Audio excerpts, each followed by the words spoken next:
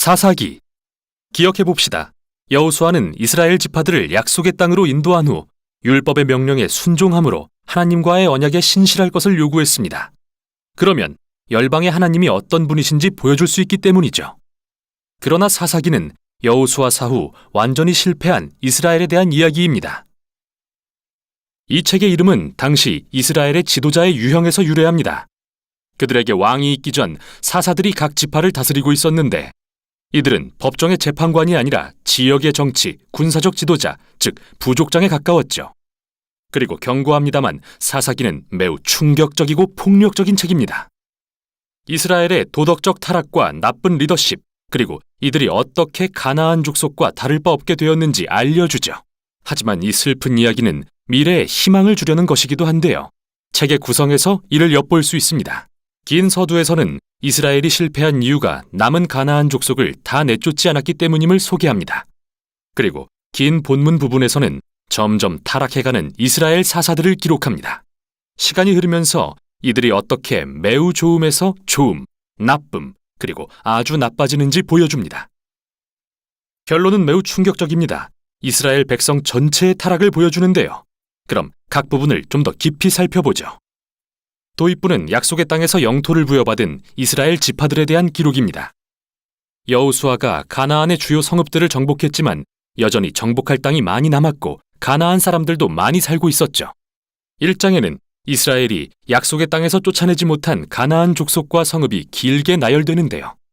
기억하십시오.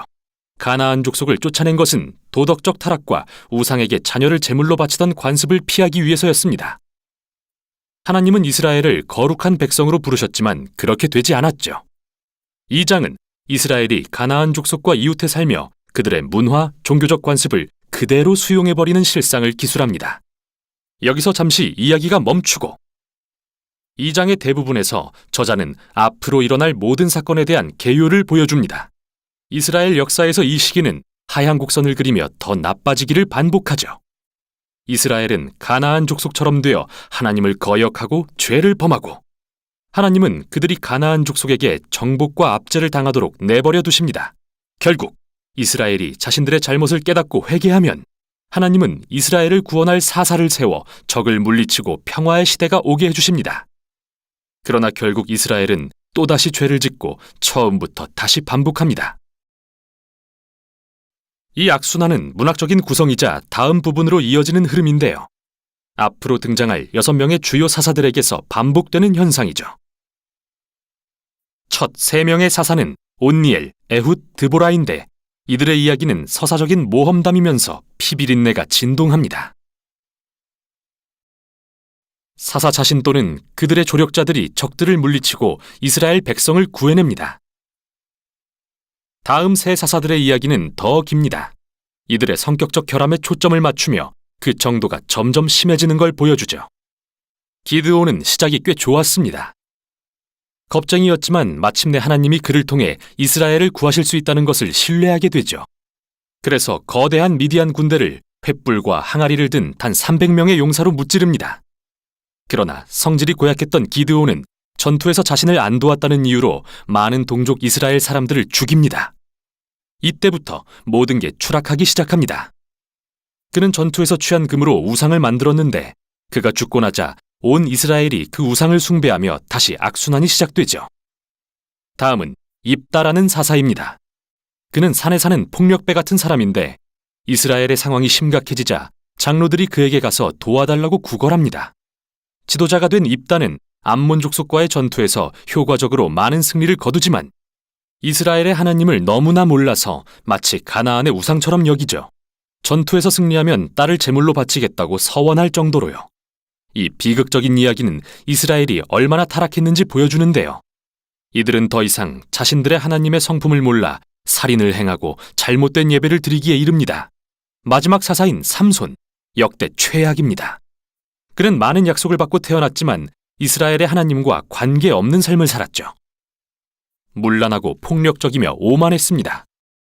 잔인한 전략으로 블레셋을 이겼지만 스스로는 결코 온전한 삶을 살지 못했죠. 그의 삶은 끔찍한 집단 살육의 장면으로 끝이 납니다. 여기서 잠시 짚고 가죠.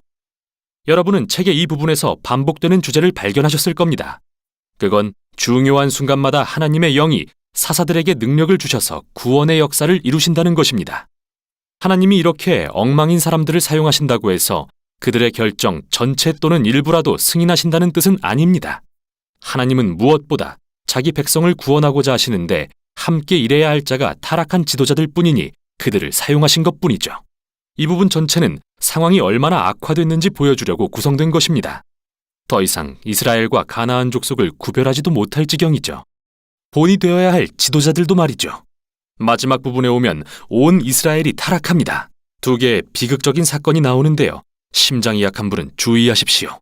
두 사건은 사사기 마지막에 4번 반복되는 이 핵심 구절에 따라 구성됩니다. 그때 이스라엘에 왕이 없으므로 사람이 각기 자기의 소견에 옳은 대로 행하였더라. 첫 번째 사건은 미가라는 이스라엘 사람에 대해서입니다. 그는 개인 소유의 우상신전을 세웠는데 단지파가 보낸 사설부대가 신전을 약탈하고 그의 모든 소유를 훔칩니다. 그리고 평화로운 도시인 라이스를 불태워 모든 거주민을 살해하죠. 정말 끔찍한 이야기입니다.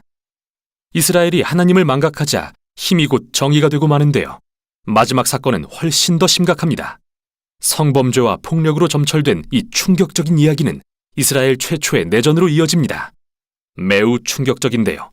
그게 곧 핵심입니다. 이 사건들은 경고의 메시지인 겁니다. 이스라엘이 이렇게까지 파멸에 이른 것은 그들을 사랑하사 이집트의 종살이에서 구원하신 하나님을 배신한 결과입니다.